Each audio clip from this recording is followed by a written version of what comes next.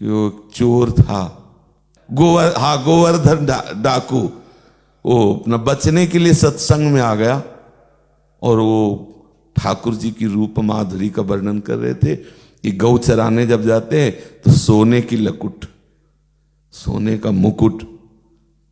पहले तो उसने अपने पूर्वजों की बात सुनी थी कि कहीं भी कथा हो तो कान में अंगुली डाल लेना, सुनना नहीं, क्योंकि कथा सुनने वाला डाकू कैसे हो सकता है, और हमारे वंश में डाकू रहना चाहिए, इसलिए पूर्वज लोग उनके बताए थे।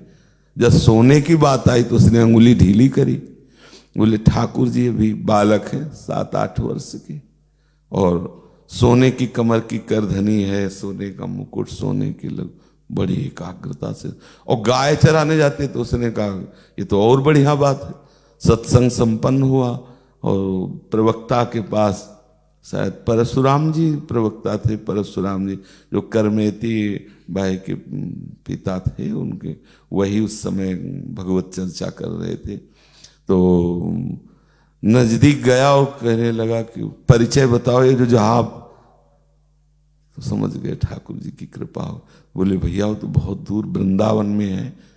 बोले पूरा पता दो, अच्छे अच्छे को हमने लूटा है, इसको भी लूटेंगे। अरे बोले वो सीधा साधा ले, वो चोरों का सरदार है वो, तो तुम कैसे? अरे बोले हम ऐसा वैसा डाकू मत समझो, अकेले अकेले बड़े राजघरानों को भी लूट लिया है। उनका तुम उसको नहीं लूट सकते। तो अभिमानी था, उसने कहा कसम खाते हैं जब तक उसे लूटेंगे नहीं तब तक पानी नहीं पिएंगे।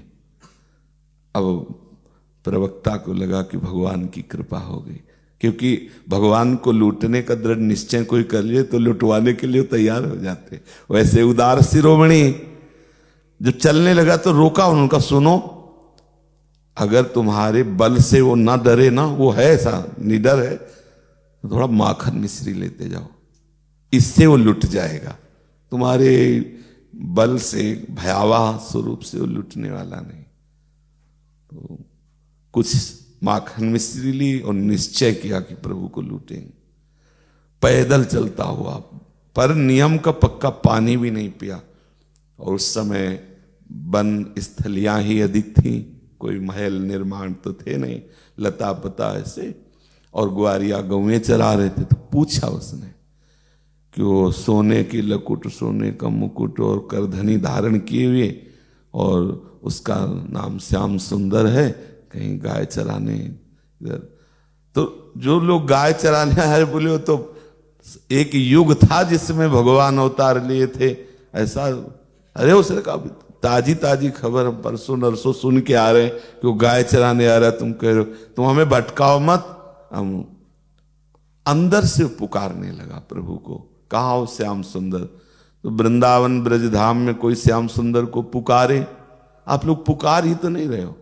पुकारना उसे कहते हैं रुरुदुस्वरम राजन कृष्ण दर्श, हा कृष्ण, हा कुंज बिहारी। तुमको ये पुकारना होता है, हृदय को आर्त भाव से युक्त करके प्रभु के मिलन के लिए जो विकलता होती। वो बेचारा भूखा प्यासा कई दिन पैदल चल के आया, और जिनसे पूछे वो कह दे बहुत पहले की बातें हैं।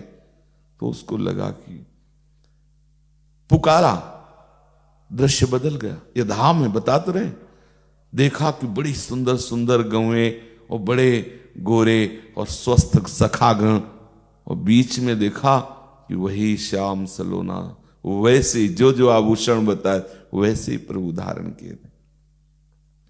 प्रभु ने देखा कि एक अलवेला भक्त आ रहा है, तो सखाओं को गौओं को उधर, वो नजदीक गया, बोला ए उतारो ये अपने सोना के सब आभूषण और रखो अपना। उसने कपड़ा बिछा, रखो इस समय। कभी तुम्हारे बाप के रखे?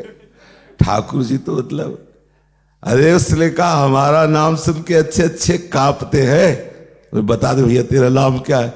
बोले गोवर्धन डाकू। अरे बोले तेरा नाम केवल गोवर्धन, हमारा नाम गोवर्धन धारी है, मैं गोवर्धन को धारण करता हूं। व्यास जी की बात याद आई कि वो डरने वाला नहीं है। बहुत से प्रयास किए, फिर सुनो माखन ठाकुर जी जीत गए कि दुष्ट होते हुए भी मेरे लूटने का भगवत कथा पर इतना विश्वास। ठाकुर जी ने मक्खन चखा और जे ही अपना प्रसादी कहा कि तू भी पाले, कई दिन से व्रत लिए है और जो जो चाहिए वो हम दे देंगे तेरे को, ले ले सब, मेरी मैया के पास बहुत है, वो नया पहना दे।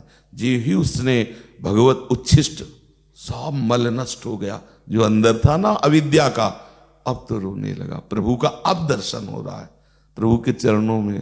प्रभु ने कहा ले जाए सारे, प्रभु आपका आपको छोड़ करके ना। उसका शरीर छूटा और प्रभु के नित्य सखा सेवा में